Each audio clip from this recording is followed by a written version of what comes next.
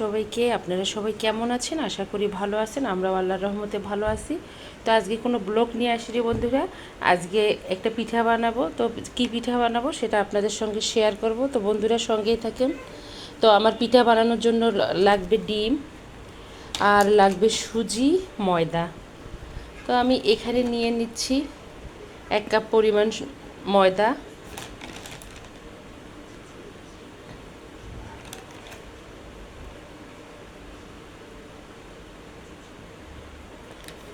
আর আমার লাগবে সুজি।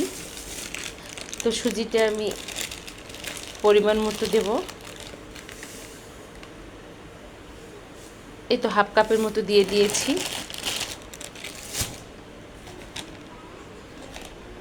আমি দিয়ে দেব স্বাদ হওয়ার জন্য একটু লবণ।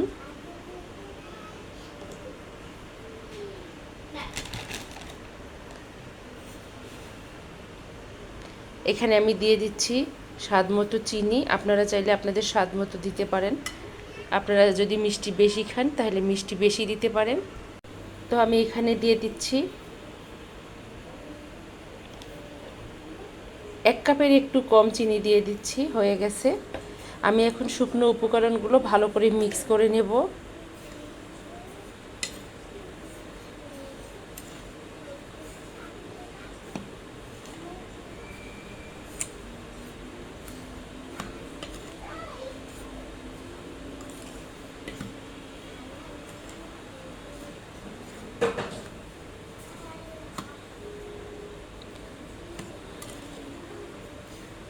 তো মিক্স করা হয়ে গেছে। আমি এখন এখানে দিয়ে দেব ডিম। তো এই তো আমি এখানে দুটো ডিম দিয়ে দিয়েছি। ডিম দুটোকে আমি ভালো করে মিক্স করে নেব।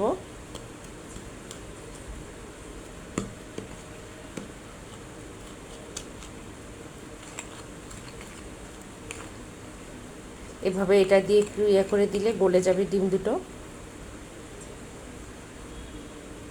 এখন আমি এটাতে মিক্স করব হালকা কুসুম গরম পানি, যেটা তাপমাত্রা আঙ্গুল দিয়ে আর কি সহ্য করা যায়, আঙ্গুল দিলে সেরকম।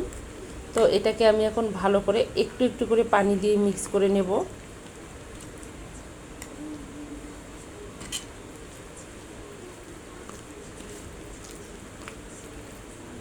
এটাকে অল্প অল্প পানি দিয়ে মিক্স করে নিতে হবে, না হলে গুটি গুটি হয়ে যাবে।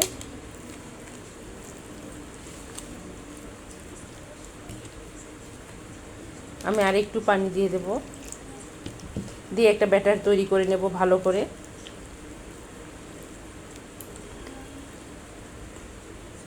তো এই তো বন্ধুরা, ব্যাটারটাকে আমি অফ ক্যামেরায় ভালো করে মিক্স করে নিয়েছি। এই যে এরকম হয়েছে। তো আমারটা একদম পারফেক্ট হয়ে গেছে। বেশি ঘন হয়নি, বেশি পাতলাও হয়নি। তো এটাকে আমি এখন 5 মিনিটের জন্য রেস্টে রেখে দেব একটা ঢাকনার সাহায্যে। এটাকে যত হাত দিয়ে করা যাবে, মিক্স করা যাবে, তত ব্যাটারটা ভালো তৈরি হবে একদম, যেন কোনো দানাদার কোনো কিছু না থাকে। আর একটু পরেই চিনি যে দিয়েছি, চিনিটার একটু পানি ছেড়ে দেবে। তো এখানে যেহেতু সুজি আছে, সুজিটা গাঢ়, কিছু হবে না। আর একবারে মিক্স করে নেব। এখন আমি এটা একটা ঢাকনা দিয়ে রেস্টে রেখে দেব। ঢাকনা দিয়ে দিলাম।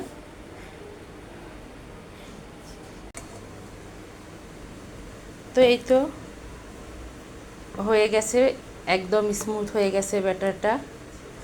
আর এই যে চিনিটার যে একটু পানি ছেড়ে দিয়েছে, নরম হয়েছে, এজন্য পুরোটাকে ভালোভাবে আরেকবার মিক্স করে নিতে হবে।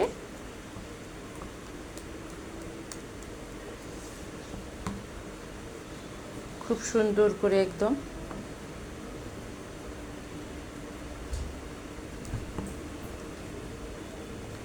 এই তো খুব সুন্দর হয়েছে। আমি এখন ভেজে নেব পিঠাগুলো। এখানে কড়াইতে তেল দিয়েছি, তেলটা গরম হয়ে আসছে। আমি এখন একটা দিয়ে দেখব প্রথমে।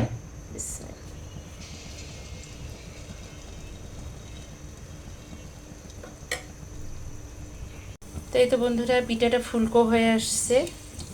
আমি এখন এটাকে এপিট ওপিট করে ভেজে নেব।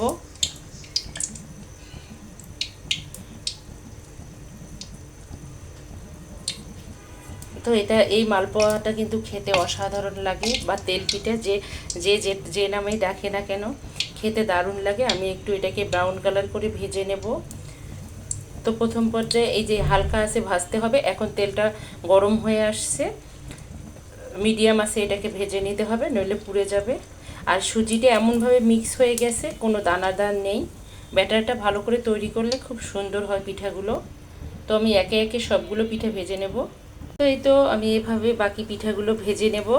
একদম ফুলকো ফুলকো হচ্ছে পিঠাগুলো, আর একদম নরম, মোমের মতো, মুখে দিলে গলে যাবে এরকম।